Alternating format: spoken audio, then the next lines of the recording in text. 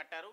ఎవరు అడ్డొచ్చినా కొడంగల్కు పరిశ్రమలు తీసుకొస్తా, 25,000 ఉద్యోగాలు ఇచ్చి అభివృద్ధి చేసి రుణం తీర్చుకుంటా, దేశంలో 10 నెలల్లోపే 21,000 కోట్ల రుణమాఫీ ఘనత మాదే, సంక్షేమ పథకాల కోసం అప్పులు తేలేదు, భూములు అమ్మలేదు, అప్పుడు వరి వేస్తే ఉరే అన్నారు, ఇప్పుడు బోనస్ ఇస్తున్నాం, పాలమూరుకు ఏటా 20,000 కోట్ల కేటాయిస్తున్నాం, కేసీఆర్ ఎవరిని కలవలే, రేవంత్ అన్న అంటే పలుకుతున్న రైతు సదస్సు ముగింపు సభలో సీఎం రేవంత్ రెడ్డి.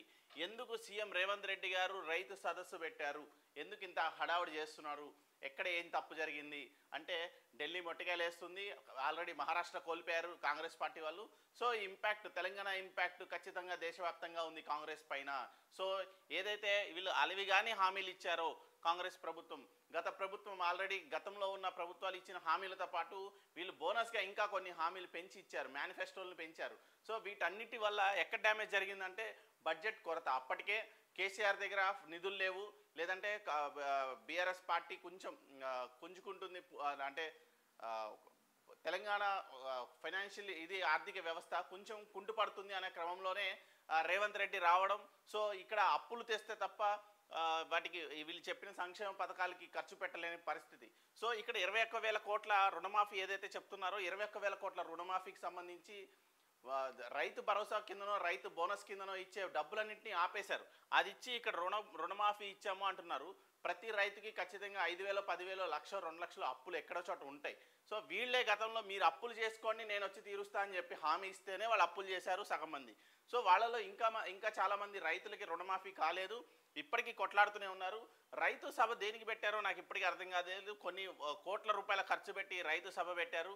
ఎందుకంటే ఎలక్షన్ బిఫోర్ ఎలా అయితే రైతు సదస్సులు పెట్టారో అలా ఇప్పుడు రైతు సదస్సులు పెట్టడం చూస్తుంటే ఎందుకో కొంచెం రేవంత్ రెడ్డి మీద అనుమానాలు వ్యక్తం అవుతున్నాయి. ఎందుకంటే హైకమాండ్ అసంతృప్తిగా ఉంది రేవంత్ రెడ్డి పైన. దాంతోపాటు ఏఐసిసి లీడర్స్ అందరూ పాత సీనియర్ లీడర్లని ఎవరైతే బట్టి గారు, శ్రీధర్ బాబు గారు, ఉత్తమ్ కుమార్ రెడ్డి గారు ఇలాంటి వాళ్ళని కొంచెం దగ్గర తీస్తుండడం, వాళ్ళతో మంతనాలు జరుగుతుండడం. రేవంత్ రెడ్డి పరిస్థితి ఏంటి, అసలు ఏం ఆలోచిస్తున్నాడు రేవంత్ రెడ్డి, మాకు ఎలాంటి బ్రీఫ్ ఇస్తున్నాడు, మాకు ఏదైనా వేరే రకంగా బ్రీఫ్ ఇస్తున్నాడా అనే ఆలోచనలో కూడా హైకమాండ్ ఉంది. సో ఇదిలా ఉంటే రైతులు ఉచ్చులో పడద్దు, ఇప్పుడు పేపర్లే చెప్తున్నాయి రైతులు ఉచ్చులో పడద్దు అని చెప్పేసి రేవంత్ రెడ్డి గారు చెప్పారని రిప్రజెంటేషన్స్ ఇస్తున్నాయి. కానీ రైతులు ఎందుకు ఉచ్చులో పడుతున్నారు, ఎక్కడ డైలమా వస్తుంది, అసలే ఆ వ్యవస్థల్లో ఎక్కడ లోపాలు ఉన్నాయంటే ఓకే టీవీ ప్రభుత్వం ఎప్పుడైతే గత సంవత్సరంలో డిసెంబర్లో ప్రభుత్వం ఏర్పడిందో ఇప్పటికీ సంవత్సర కాలం అవుతుంది. సో ఈ సంవత్సర కాలంలో 3 నెలల పాటు ప్రభుత్వానికి సమయం ఇచ్చాం. ఓకే టీవీ కావచ్చు, అన్ని మీడియా సంస్థలు, చాలా మీడియా సంస్థలు ప్రభుత్వానికి ఒక సమయం ఇచ్చింది. డిసెంబర్, జనవరి, ఫిబ్రవరి వరకు చూసుకుంటే ఒక ఫ్రీ బస్ పథకం తప్ప ఇంకో ఏ పథకానికి కూడా చోటు తక్కని పరిస్థితి. సో దీంతో పాటు మార్చి, ఏప్రిల్కి వచ్చేసరికి ఎంపీ ఎలక్షన్స్ హడావుడి మొదలైంది. ఎంపీ ఎలక్షన్ హడావుడిలో మే, జూన్ టైంలో ఫుల్ పీక్లో ఉన్న సిచ్యువేషన్లో రాష్ట్రాన్ని విచ్చలవిడిగా దోచుకునే ప్రయత్నం చేసింది కాంగ్రెస్ పార్టీ.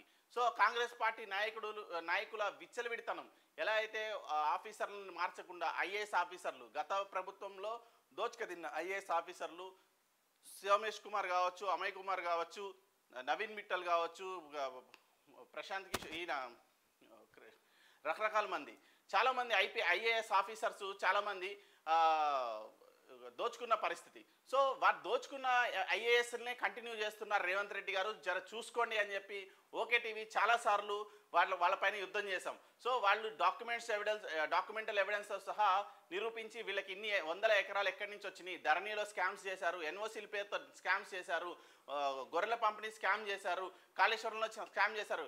ఏదైతే పార్టీలు చెప్తున్న స్కామ్స్ కాకుండా ఈ ఐఏఎస్లు చేసిన స్కామ్స్ ఏవైతే ఉన్నాయో అవి ఓకే టీవీ బయట పెడుతూ వచ్చింది.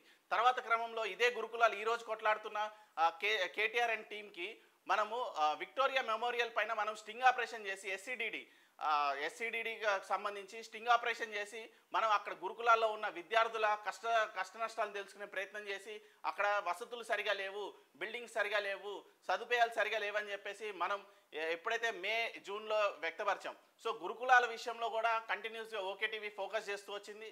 సో ఇదే క్రమంలో సంవత్సర పాలనలో ఎక్కడ తేడా వచ్చిందిరా అంటే ఎమ్మెల్యే ఎలక్షన్ అవ్వడమే, ఎంపీ ఎలక్షన్ రావడం, ఎంపీ ఎలక్షన్స్కి దేశం అంతా ఫండ్స్ పంచాల్సిన పరిస్థితుల్లో ఈ ఫండ్స్ ఎక్కడి నుంచి తీయాలి? సో కర్ణాటక అండ్ తెలంగాణనే ఉన్నాయి వాళ్ళకి సోర్సెస్. సో ఇక్కడి నుంచే పీల్చి పిప్పి చేశారు. తెలంగాణ రాష్ట్రంలో ఉన్న నిధుల్ని మొత్తం దోచుకదినే ప్రయత్నం హైకమాండ్ చేసింది ఢిల్లీ. సో అక్కడ కాంగ్రెస్ పార్టీ మొత్తం ఇక్కడ తెలంగాణ సంపదను దోచుకెళ్ళి దేశం మొత్తం పంచిపెట్టి ఎలక్షన్ గెలవాలని చెప్పి 190 సీట్లు అది పైన గెలుచుకున్నారు. సో ఈ డబ్బంతా తెలంగాణ నుంచి కూడా ఒక పార్ట్ ఆఫ్ అమౌంట్ వెళ్ళింది. సో వీటిపైన ఓకే టీవీ యుద్ధం చేస్తూనే ఉంది. ఇక్కడ ఐఏఎస్లు మార్చలేదు. ఐఏఎస్లు కూడా ముడుపులు ఇస్తే తప్ప ఆ ముడుపులు ఇచ్చి ఆ పోస్టుల్లో ఇంకా కొనసాగుతున్నారు. ఎందుకంటే వాళ్ళు చేసిన అవకతవకలు ఇప్పట్లో బయటపడకూడదని. సో దీనిపైన మనం ఈడీకి కేసులు రాసింది ఓకే టీవీ. ఆ తర్వాత గురుకులాల విషయంలో కొట్లాడినాం, హైడ్రా విషయంలో కొట్లాడినాం. ఎప్పుడైతే రేవంత్ రెడ్డి ఇల్లు రెడ్డి గారి కుంటలో ఉందని కొట్లాడామో, ఆ రేవంత్ రెడ్డి గారి ఇంట్లో ఉన్న రేవంత్ రెడ్డి గారి ఇల్లు కుంటలో ఉందని చెప్పి కేటీఆర్ మాట్లాడతారు, బండి సంజయ్ మాట్లాడతారు. కానీ వెలుగులోకి తెచ్చింది మాత్రం ఓకే టీవీ శ్రావ్య. సో ఇదే క్రమంలో మనం ఈ గురుకులాల పక్కకి వెళ్తే లగచర్ల విషయం కూడా ఫస్ట్ స్క్రీన్ మీదకి తీసుకొచ్చింది. రైతుల సమస్యలు తీసుకుని వాయిస్ వినిపించింది కూడా ఓకే టీవీ శ్రావ్య. సెప్టెంబర్లో వెళ్ళి అక్కడ రైతుల గోస, ఎందుకంటే ఓకే టీవీ ఆఫీస్కి కంటిన్యూగా అమ్మ మేము రైతులము గిరిజనులము మా భూములు లాక్కునే ప్రయత్నం రేవంత్ రెడ్డి చేస్తున్నాడు.